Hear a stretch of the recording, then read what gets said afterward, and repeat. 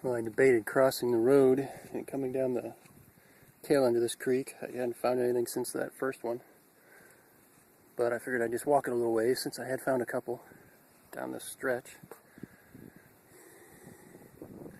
I'm glad I did. This thing looks like it's all there, or most of it.